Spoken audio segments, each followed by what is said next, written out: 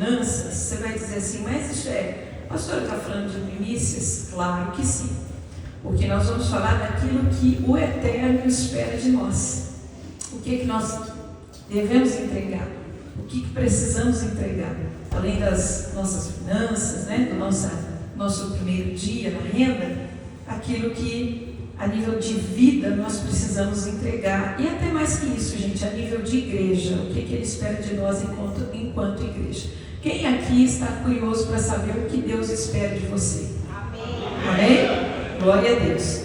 Isaías, capítulo 24, e o versículo de número 5 primeiro. Nós vamos ler 2 versículos aqui desse capítulo. Primeiro, 5.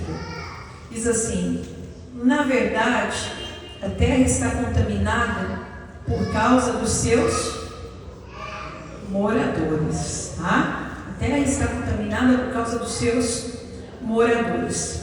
Porquanto transgridem o quê? As leis. Mudam o quê?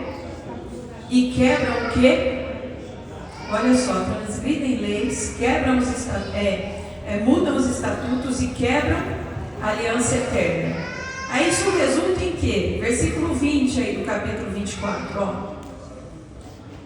A terra cambaleará como bêbada, e será movida e removida como a choça de noite, e a sua transgressão se agravará sobre ela, e cairá e nunca se levantará. A terra cambaleará como bêbada. Vamos entender o que Deus tem para nós nessa noite, amém? Amém. Pai, continua falando conosco, manifestando a Tua graça, a Tua unção, a Tua presença neste lugar. A Tua palavra alcance o nosso espírito de maneira poderosa, ó Deus, de forma que venha gerar a transformação que o Senhor anseia ver na vida da Tua igreja e do Teu povo. Que os frutos que vamos produzir seja segundo aquilo que o seu coração espera de nós. Ajuda-nos, Espírito Santo, nesta noite. Rompa desde já toda a cadeia, toda distração, displicência, embaraço, confusão da mente. Eu repreendo todo o mal e todo inimigo da palavra. Que, ó Deus, com clareza a tua mensagem seja trazida aos corações desse dia, em nome de Jesus. Amém? Vamos lá, meus amados. O que o Senhor espera de nós? Primeiro nós vamos fazer aqui uma reflexão no contexto dessa palavra para você entender o objetivo de Deus nessa noite. Olha só, nós começamos a falar no versículo 5, a colocação que o profeta Isaías faz: a terra está contaminada por causa dos seus moradores. E aí isso nos remete ao estado da terra desde a queda do homem. A transgressão, a alteração dos estatutos, o caminhar contrariamente àquilo que a palavra de Deus orienta e ensina. Por fazer tudo isso, por caminhar dessa forma, o homem veio quebrando as alianças feitas com o Senhor. Nós não vamos aqui falar de cada aliança feita, mas já que tocamos em destruição da terra, vamos lembrar que quando Noé sai da arca após o dilúvio, Deus coloca no céu um arco, uma marca, e diz assim: não voltarei a destruir a terra através das águas. Ali era uma aliança. E as coordenadas, aquilo que Deus já havia ensinado, seguramente Noé veio passando para os seus filhos.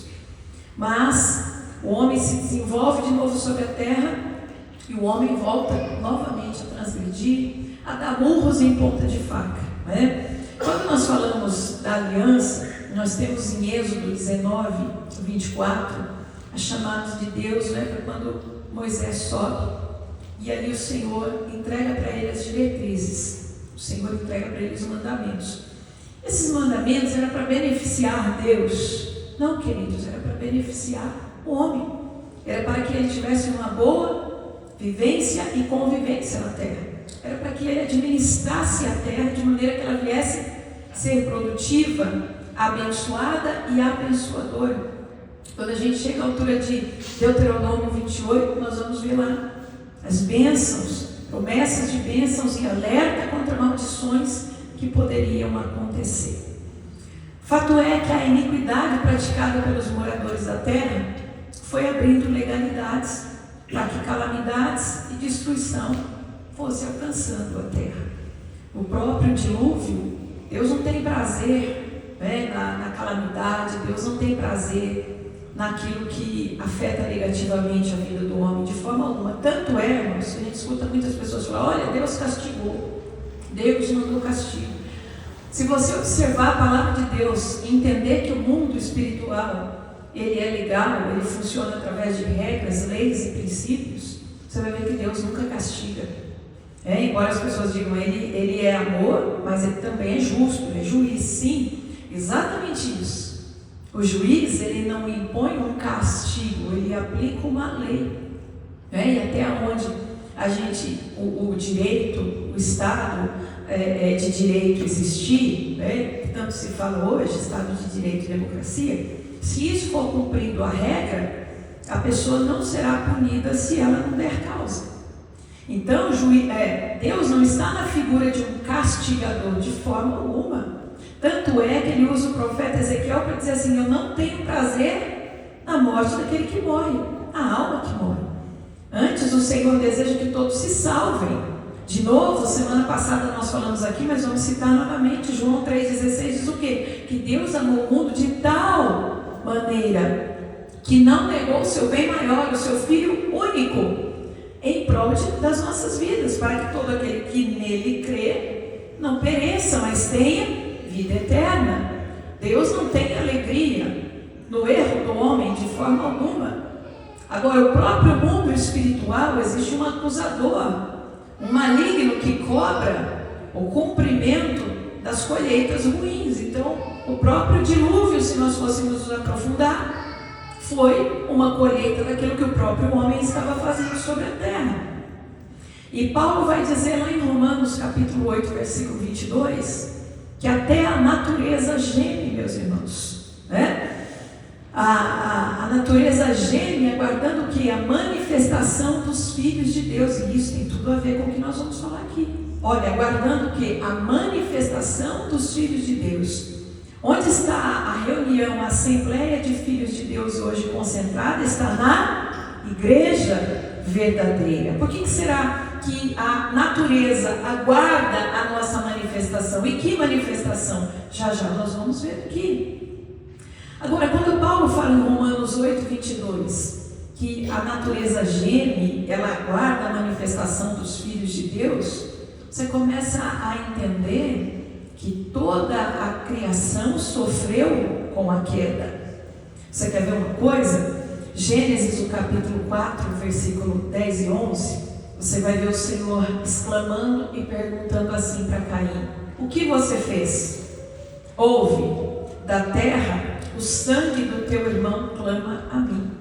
Porque anteriormente o Senhor fala assim com Caim: cadê seu irmão? O que o Caim fala? Eu sou o guardião do meu irmão? Eu não sei dele.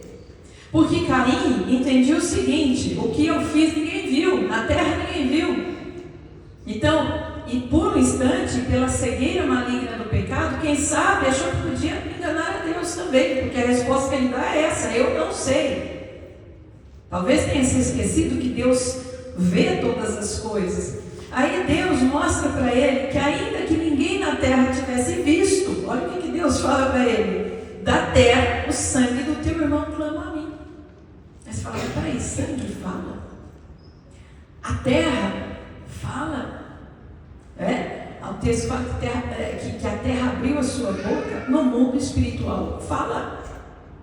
No mundo espiritual há manifestação tanto para mostrar o bem que fazemos quanto o mal também, meus irmãos. Isso para você entender por que Isaías está dizendo assim: a terra está contaminada por causa dos seus moradores. O movimento do mundo espiritual na criação em resposta à ação do homem. O que é isso?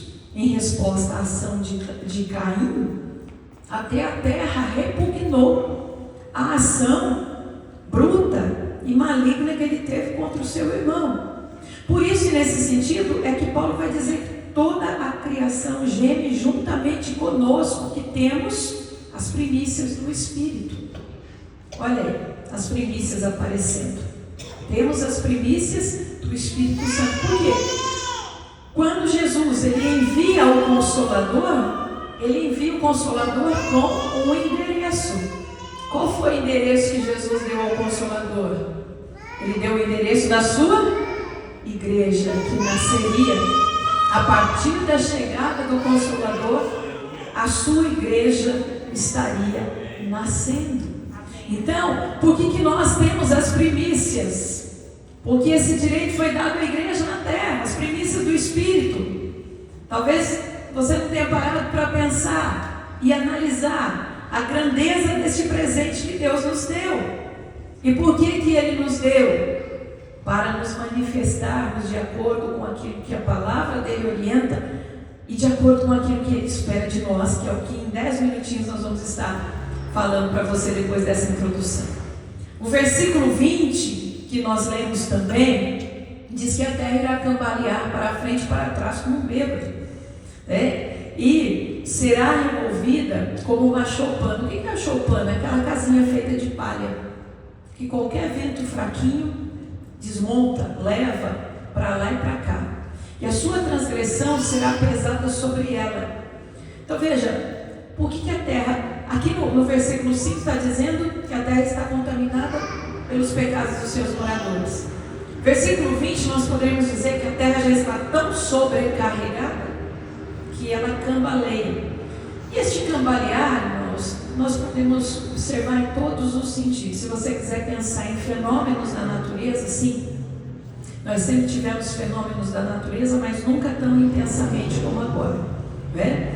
Erupção de vulcões, terremotos, maremotos, enfim, tudo aquilo que é manifesto, inclusive no Brasil.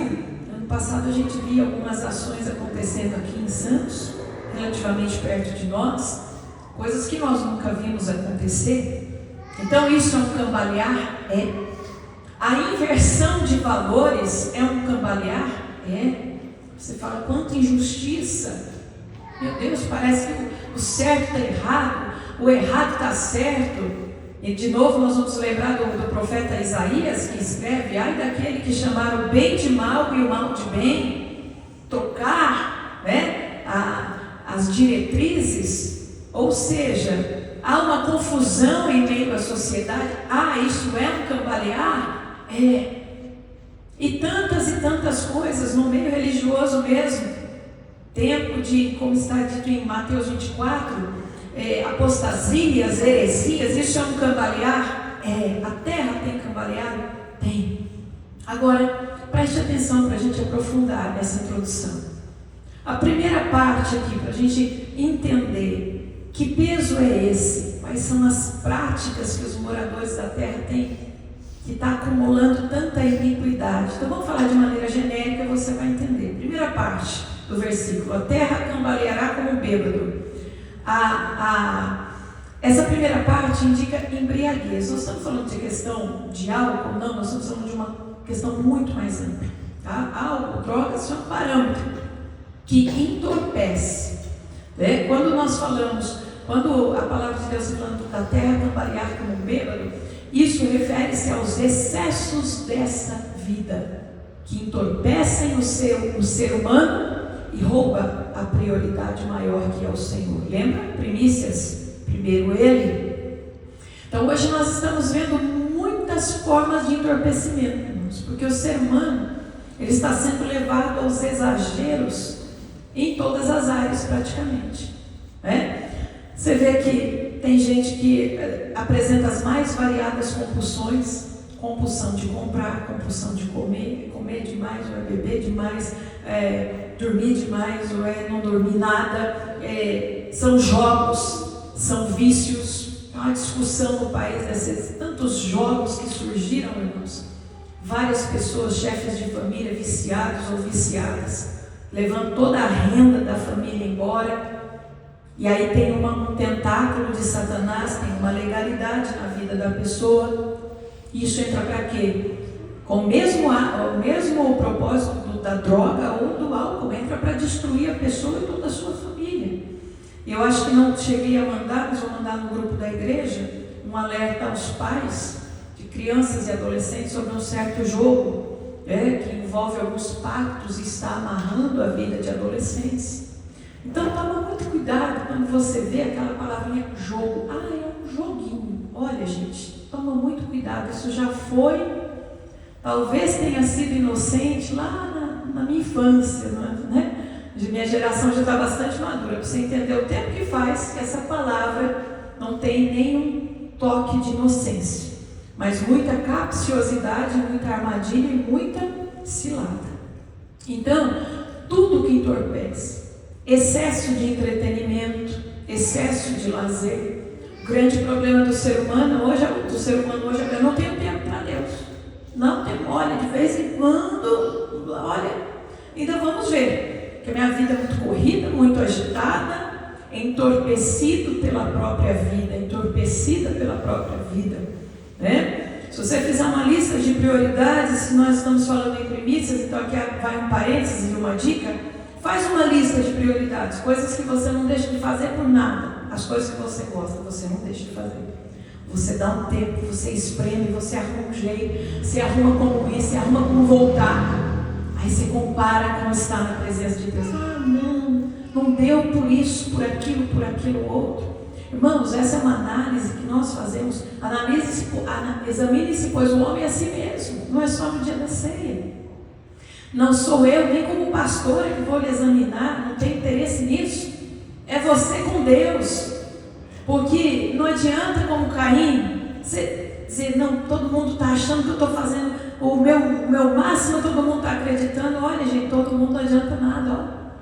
Ó quem importa. Quem importa é ver todas as coisas, quem importa é ver o meu interior.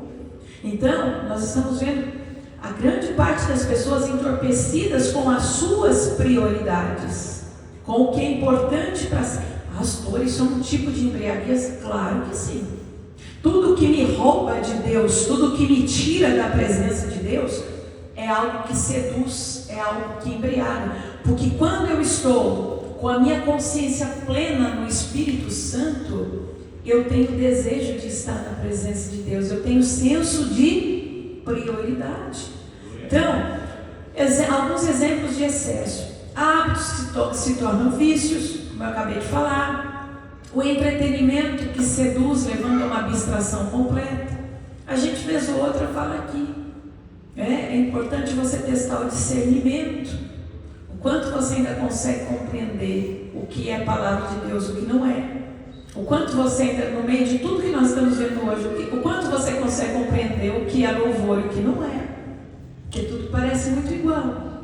Mas o que vai apontar onde há verdade, onde não há? É o Espírito Santo, é a presença dele. Então, tantas distrações, tanto entretenimento, tantas abstrações, isso vai deixando a mente do ser humano superficializada para tudo. Superficializada para tudo. Todo esse proceder, meus queridos, do homem sobre a terra, produz o quê? Produz o pecado, que por sua vez gera a iniquidade. E a iniquidade, que é o pecado perpetrado, o pecado repetido. Hoje, quantas coisas que nós vemos, e quando nós vamos falar sobre a palavra de Deus, sobre algo que é pecado, muita gente já entorpecida fala assim, que é isso? Você é fanático. Não, você é radical demais. Não tem nada a ver. Tem nada a ver, isso é normal. Todo mundo faz. Né? O que é isso, gente? É um entorpecimento. Quando alguém, hoje muitos pregadores falam sobre isso, o mundo invadindo a igreja. A cultura do mundo, ao invés da igreja levar a cultura do reino, o mundo trazendo a cultura do mundo para dentro das igrejas. O que é isso? Entorpecimento. Embriaguez. A palavra de Deus tem que vir de acordo com o que eu quero. Não sou eu que sou formatado pela palavra, mas a palavra é formatada pela minha vontade. Hoje você vê isso. Ontem eu estava vendo uma entrevista de uma pastora que eu não conhecia, me pareceu muito séria, e ela falou isso. Ela disse assim, hoje você não tem mais aquele princípio. Quando eu me converti não existia, irmãos, esse princípio. Você está sendo alimentado, você foi levado por Deus a um lugar, ali você criou raiz, ali você vai crescer. Assim foi quando eu fui membro de igreja. em cada igreja que eu pastorei, tem o senso do meu compromisso, da minha raiz. A mulher disse assim: hoje não existe isso. As pessoas estão aprendendo assim, cada hora está num lugar e vai para lá. Não, aqui eu já não gosto mais, agora eu vou colar. Aqui já deu meu tempo, agora eu vou ali. Irmãos, isso é o ápice da superficialidade. Então, com tudo isso, pense comigo, se alguém diz assim: já não gosto mais, vou para lá. Por quê? Porque alguma coisa incomodou, não é assim? Aí vai para lá, e a palavra confronta lá. Aqui também não é bem o que eu quero. Enquanto isso, essa pessoa está andando num caminho de erros. O que ela está produzindo sobre a terra? Iniquidade. Por isso, não era algo direcionado apenas aos dias do profeta Isaías. Ele está falando da terra desde a queda. A segunda parte desse versículo, para a gente encerrar a introdução e entrar na mensagem, que é bem curta. A segunda parte: a terra tambaleia como bêbada porque está sobrecarregada de pecados. O que significa o sobrecarregada de pecados? Lembra quando Jesus, ainda na mesma linha que nós estamos falando, que nós estamos analisando o homem sobre a terra. Afinal de contas, o primeiro versículo que nós lemos diz que a terra está contaminada por causa dos seus moradores. Então, quando a gente fala em sobrecarregar, vamos lembrar quando Jesus, em Lucas, capítulo 21, em versículo 34, ele está falando da sua volta e ele fala assim: tenham cuidado para não sobrecarregar o coração de vocês de libertinagem, de bebedeira e com os cuidados desta vida. Então veja, a libertinagem, a bebedeira, fala dos dias de Noé, fala dos dias de Sodoma, não é? E aqui a gente sabe que é tudo que foge àquilo que a palavra de Deus nos ensina, mas fala dos cuidados dessa vida. O que são os cuidados dessa vida? Tudo isso que eu acabei de falar com você. Tudo aquilo que exalta o ego, o eu humano, tudo aquilo que leva o homem a priorizar a si mesmo em detrimento de Deus, deixando Deus de alguma maneira para segundo plano. E o alerta de Jesus é tão sério quando ele fala, não sobrecarregar o coração de libertinagem, bebedeira e os cuidados dessa vida.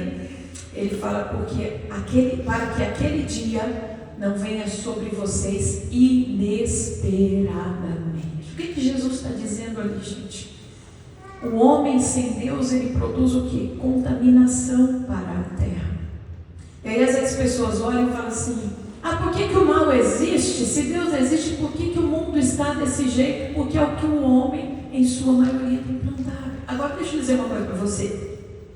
Você que pensa assim: pastor, então o que adianta a igreja? O que adianta eu estar aqui? Qual é o sentido? Adianta que a terra não acabou por isso.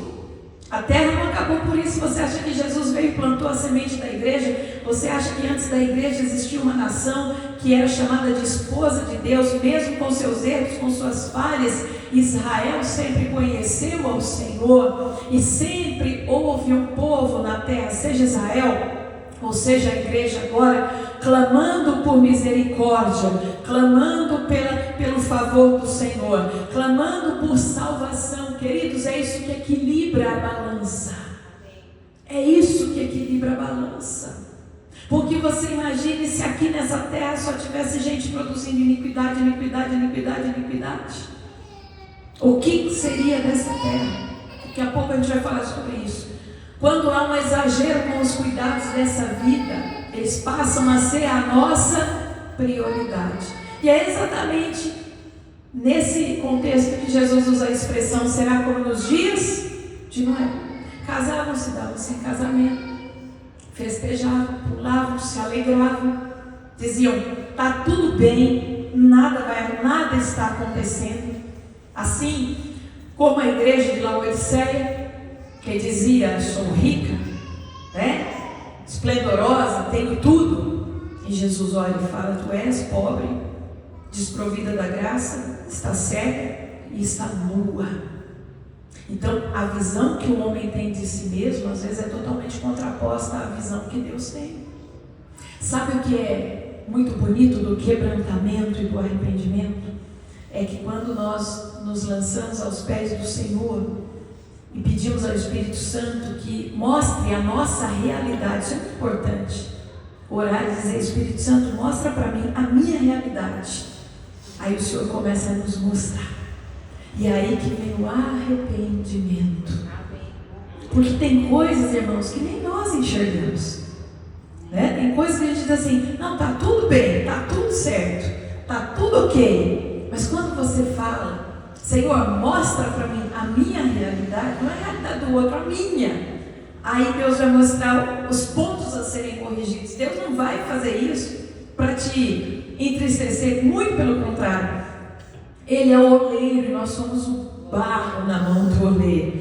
Deus, com uma alegria, vai dizer: filho, eu vou te fazer de novo, eu vou refazer essa área, eu vou refazer essa parte, eu vou trabalhar no seu interno, eu vou trabalhar no seu externo, eu vou trabalhar onde precisa, para que você esteja alinhado com a minha vontade. Deus está procurando pessoas que nesses dias estejam desejosas de se alinhar à vontade dele, meus irmãos. Todas essas escolhas erradas dos homens pesam sobre a terra. O resultado do cúmulo de iniquidade produzido pelo homem na terra gera impactos. Se não fosse uma estratégia aplicada pelo Senhor a toda essa situação, o mundo já teria sucumbido. E eu já lhe contei, era lá para o final, mas já te falei qual foi essa estratégia de Deus. Qual foi essa estratégia de Deus? O que é que nós somos? Reunidos aqui, o que nós formamos? A igreja. A igreja não está na terra por um acaso. A igreja não está aqui na terra apenas para se reunir como um clube de amigos, muito pelo contrário, irmãos. Nós sabemos que esse texto de Isaías mostra um contexto de um julgamento futuro, um julgamento futuro de Deus. Contudo, esse texto também nos traz uma revelação para hoje sobre a nossa missão enquanto igreja na terra. Daqui a pouquinho eu vou falar com você, ou já, sobre o papel da igreja. A introdução era essa: é você entender que o que nós vemos aqui hoje é reflexo do que o homem, por gerações e gerações, vem produzindo.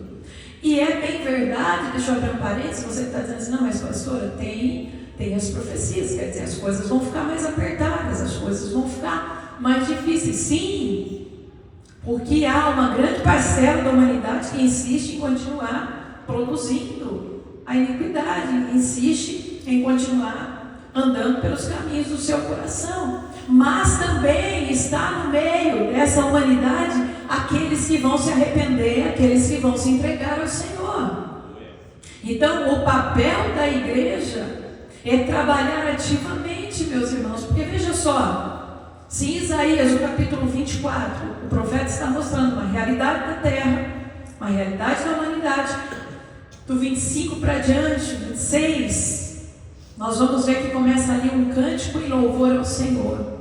E algumas declarações que respondem, porque Deus, ele não apenas expõe um problema, Deus nunca traz e fala: olha, a realidade da terra é essa, o que fazer? Nada, não.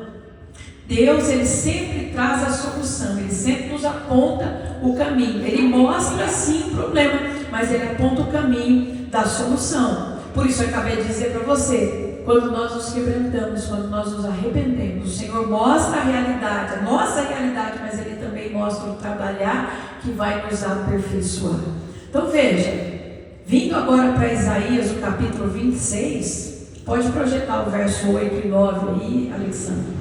Vindo para Isaías, o capítulo 26, verso 8 e 9, você vai ver que o profeta Isaías e aqueles que se voltavam para buscar o Senhor, mesmo no cenário de hoje, gente. Tem gente caminhando para a perdição, mas tem aqueles que se voltam para buscar o Senhor. E esses que se voltam para buscar o Senhor vão resgatar muita gente que está caminhando para a perdição. Isaías, com aqueles que se voltavam para buscar o Senhor, está dizendo assim: também no caminho dos teus juízos, Senhor, te esperamos. Eles esperam por quem? Pelo Senhor. Fala comigo: pelo Senhor. Isso. No teu nome e na tua memória está o desejo da nossa alma. Olha que coisa linda. No meio de gente que contamina a terra, existia pessoas que estão dizendo assim: no teu nome e na tua memória está o desejo da minha alma. Com a minha alma te desejei de noite e com o meu espírito que está dentro de mim, madrugarei a buscar-te, porque havendo os teus juízos na terra, os moradores do mundo aprendem justiça. Se existem pessoas ensinando o mal, praticando o mal, a igreja está aqui na terra, e se ela for sedenta por Deus, se ela for uma igreja avivada, ela pode mudar a história de muita gente nessa terra, ela pode mudar a história de territórios nessa terra, ela pode ser instrumento poderoso nas mãos do Senhor. Ela pode ser, meus irmãos. Esse versículo, ele traz para nós, ele é muito profundo, ele traz para nós o papel da igreja intercessora. Tá? Veja, pegue o contexto, 24, Isaías está mostrando o raio-x do problema. Olha aqui no 26, Deus mostrando a solução, o remédio. Este versículo nos mostra uma igreja intercessora. Vem comigo, você vai entender. Olha só. O papel da igreja é fazer essa diferença. Só que só consegue fazer a diferença a igreja que ora e que clama é aquela que está com todo o desejo da sua alma voltado para o Senhor. Então aqui a gente volta lá para o começo. Se eu estou entregue aos cuidados da minha vida, se eu estou entregue aos exageros, se eu estou ora aqui, ora acolá, pé na igreja, pé no mundo, pé em Jesus e pé nas minhas vontades, ora eu faço, ora eu não faço, ora eu estou bem espiritualmente, ora eu estou lá embaixo. Irmãos, eu vou conseguir, eu não resgatei nem a mim, como que eu vou resgatar alguém? Eu não entreguei nem a mim para o Senhor ainda, porque eu estou cocheando entre dois pensamentos.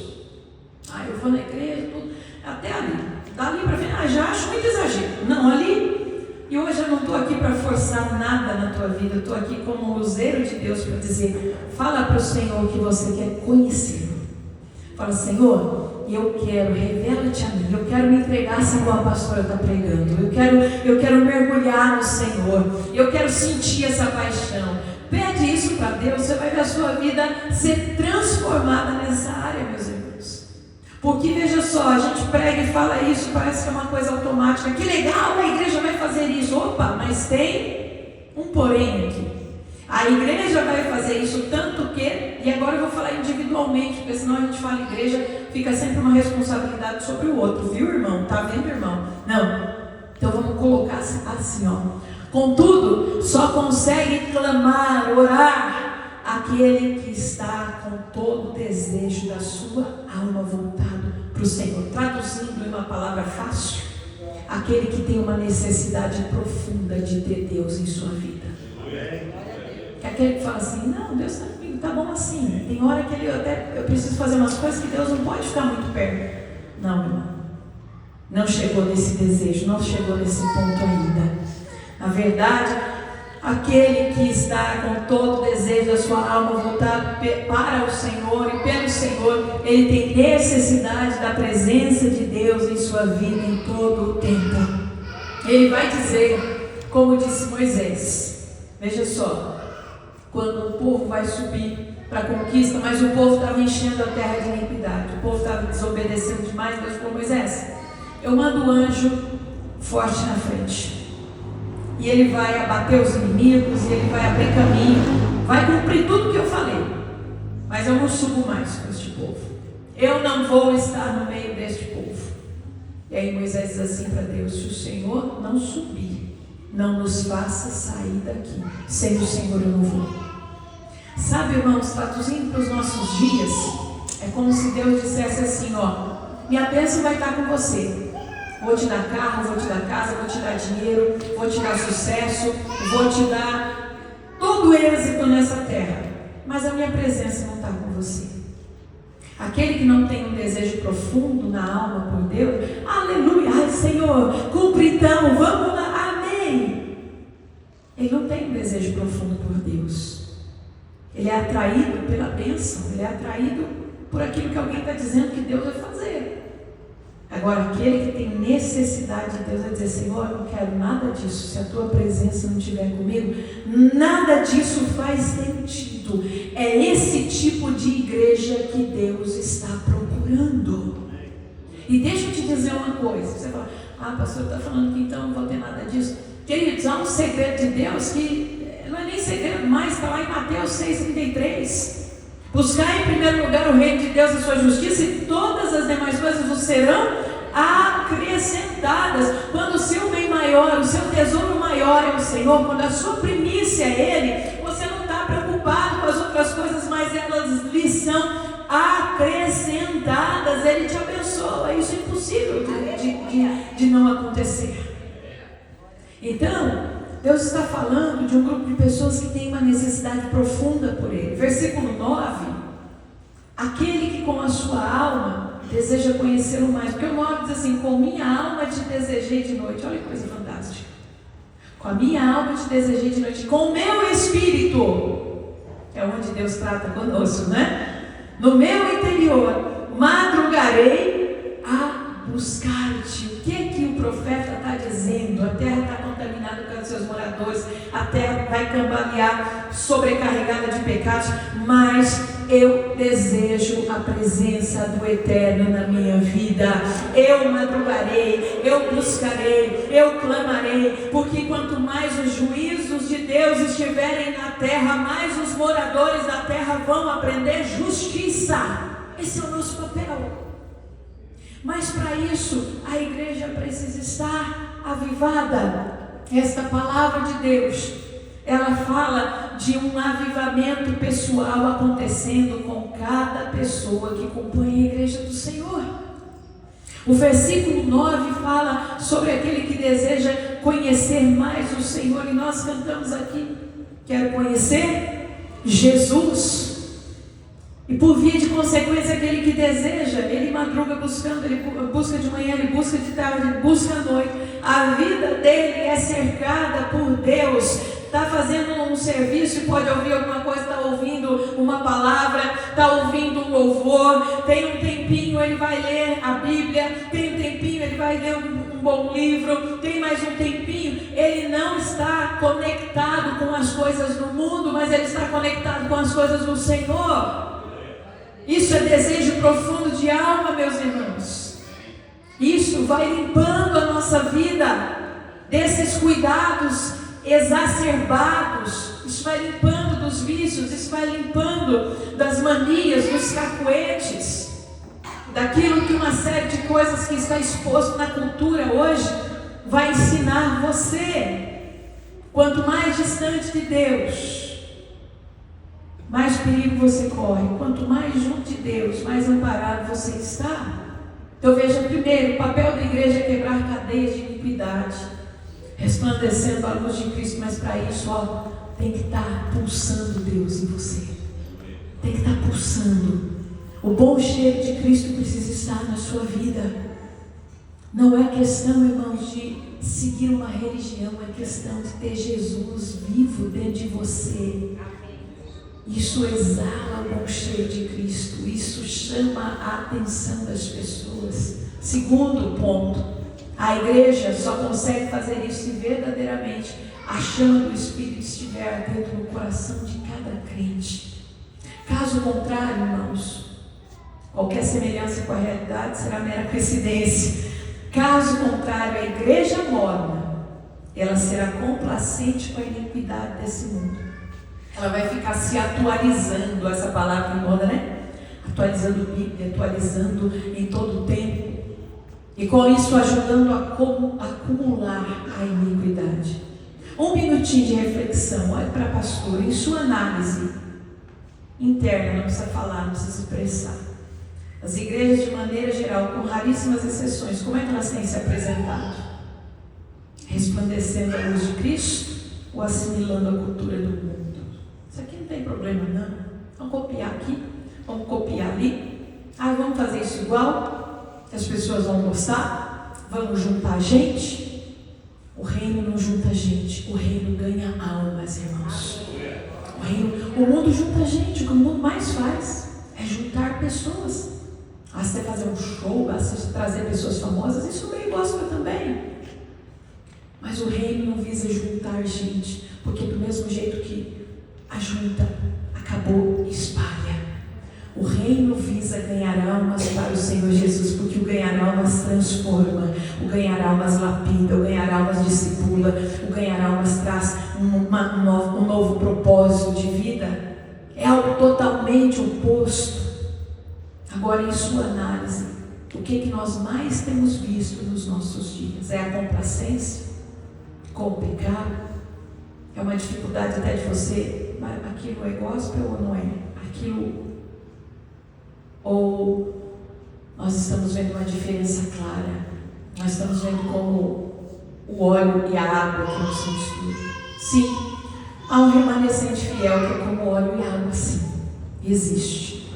Por isso que você não pode se preocupar quando alguém disser, não, é muito fanático, é muito radical. Você tem que ver se é muito palavra de Deus. É isso que você tem que verificar, porque cada vez mais o mundo vai dizer isso, gente. E até mesmo aqueles que transitam em igrejas, mas estão na cultura do mundo, vão dizer isso. O que você precisa é analisar o quanto o povo está apegado à palavra e mergulhando na palavra de Deus. Você quer ver uma coisa?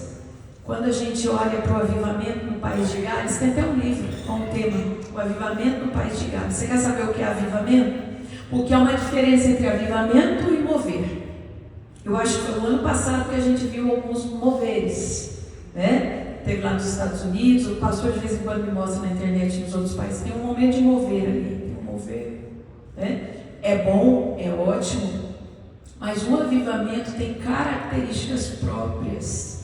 Veja se uma igreja, para promover, para ser instrumento de Deus, para avivar, não precisa estar genuinamente voltada e focada no Senhor. Sabe quais são? Vou dar só 3 aqui para a gente não se estender. Características do avivamento, você vê lá no livro, o Avivamento no País de Gales.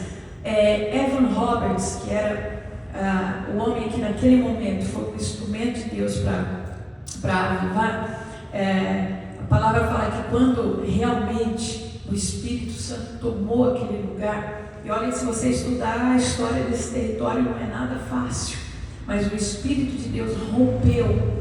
E ali, gente, tinha pessoas que caíam nas ruas de joelhos, chorando e orando e buscando. Pessoas que não conheciam a palavra, não sabiam ainda o que estava acontecendo, mas elas eram impactadas nas ruas. As delegacias fechando, porque ninguém estava cometendo crime. Os criminosos confessando, pedindo perdão, se arrependendo. Nos hospitais, curas acontecendo e os médicos não estavam entendendo. As pessoas sendo curadas e se levantando, procurando os lugares de reunião. Pessoas arrependidas por todos os cantos. O avivamento, ele muda a estrutura de uma sociedade, gente. É por isso que uma igreja complacente com o pecado não tem como ser instrumento de avivamento. Aquele que ainda colcheia entre 2 pensamentos, não tem como é que vai ser instrumento de avivamento. É algo profundo, é algo poderoso, é chamado de Deus hoje. É para você, porque Ele quer te usar como instrumento nesse território, nessa cidade. Ele quer te usar para abençoar os seus colegas de emprego. Ele quer te usar no meio da tua família. Ele quer te usar no meio da universidade. Ele quer te usar aonde você estiver. Deus quer que você exale o bom perfume de Cristo. Mas para isso, primeiro você tem que se focar nele. Veja, ainda no capítulo 26, agora nós estamos na parte final, ainda no capítulo 26, no versículo 16, se quiser projetar aí, Alexandra pode projetar, você vai ver o profeta dizendo: Senhor, na angústia eles te buscaram. Ele está falando ainda dessa questão, da terra embriagada pelo pecado, pesada por pecados, a terra que já começa a dar as suas cambaleadas. E aí o povo na angústia vai buscar a Deus. Senhor, na angústia te buscar, vindo sobre eles a tua correção, derramaram a oração secreta. Olha como é que é, gente. O povo sabia orar, o povo sabia o caminho, mas andava naquela assim: não, está tudo bem, eu não quero entrar muito nesse rio, não. Está tudo certo, Deus está me abençoando, eu vivo aqui acolá, é um pouquinho só, mas está tudo certo, está tudo dando certo.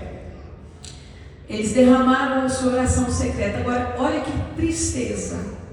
Como a mulher grávida, quando está próxima à sua hora, tem dores de parto, dá gritos nas suas dores, assim fomos nós diante de ti, Senhor.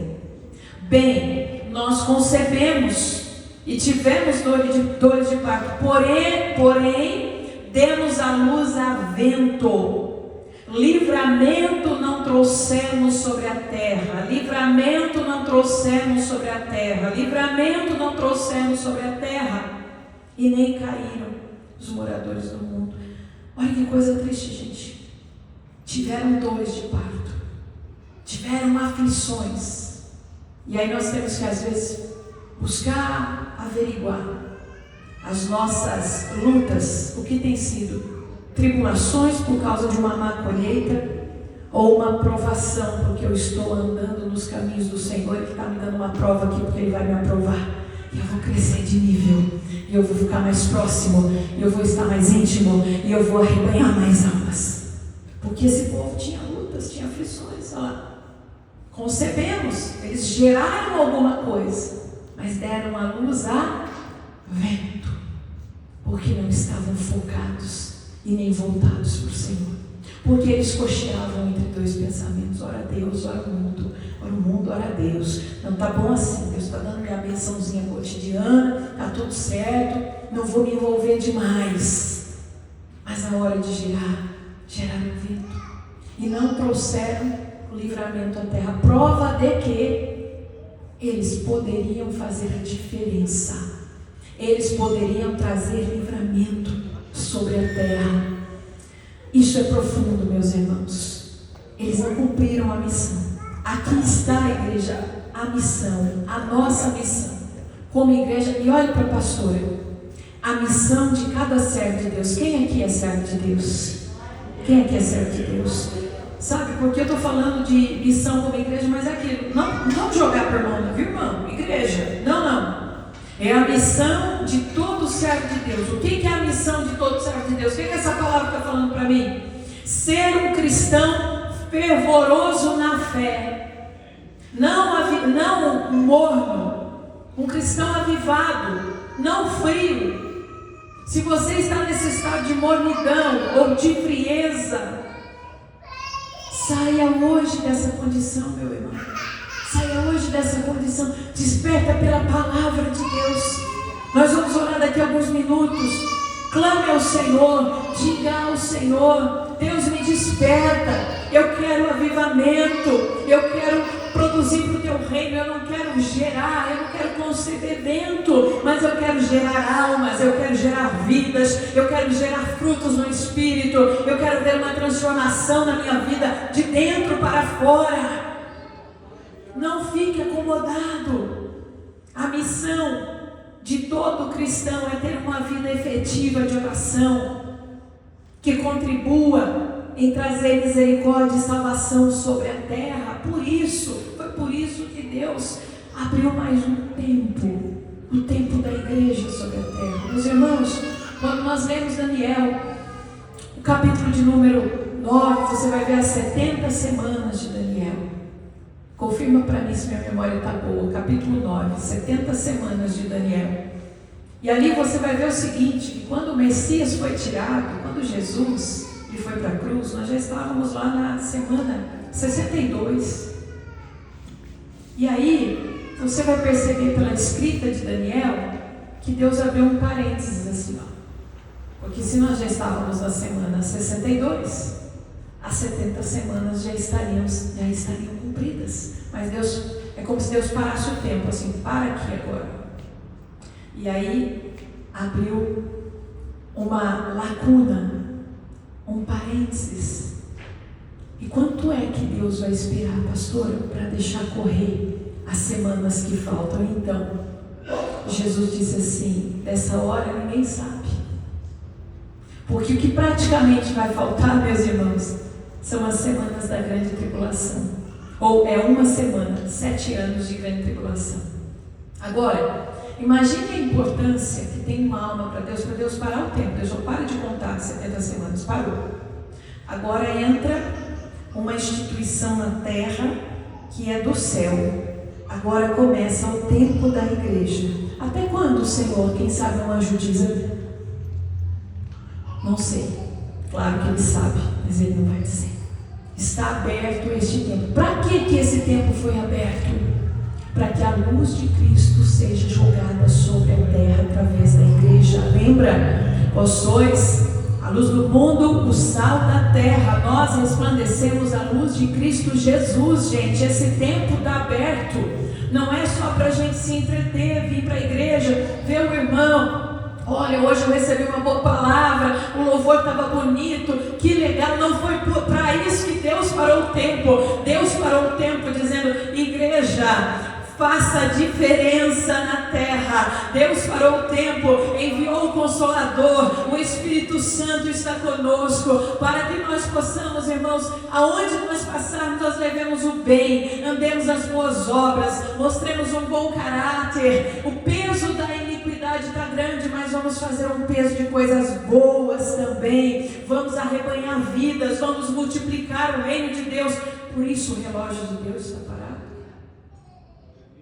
No que tange a 70 semanas, o relógio dele está parado. E ninguém sabe a hora, mas vai ter um momento que ele vai dizer: volta a correr o relógio. Vamos cumprir as 70 semanas?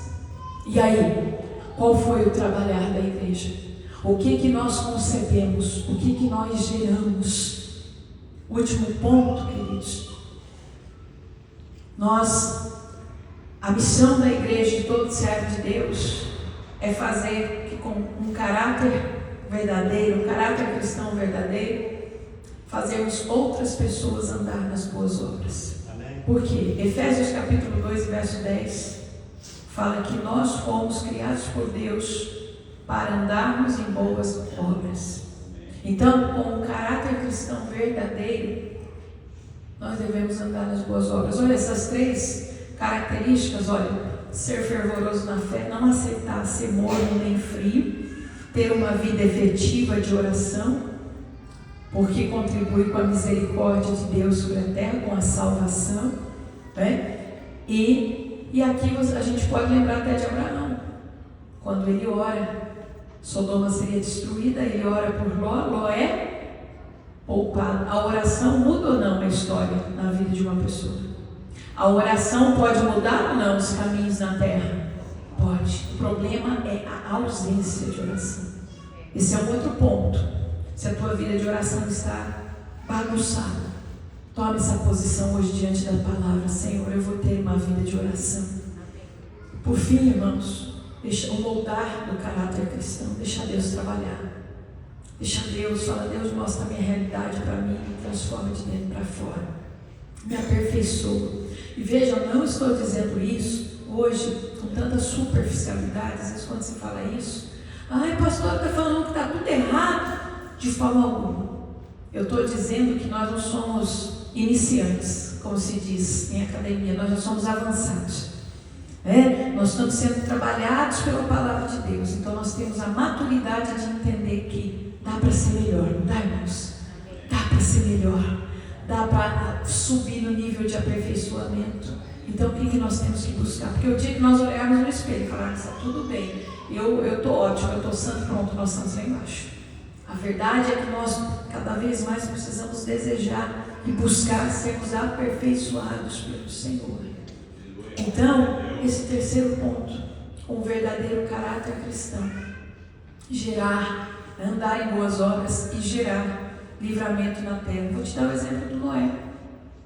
Um tempo também que a terra estava tão pesada que ela seria arruinada. Noé continuava andando em boas obras e Noé gerou livramento para sua família, foi quem deu ouvidos. É ou não é? Ele falou com todo mundo, não quiseram dar ouvidos.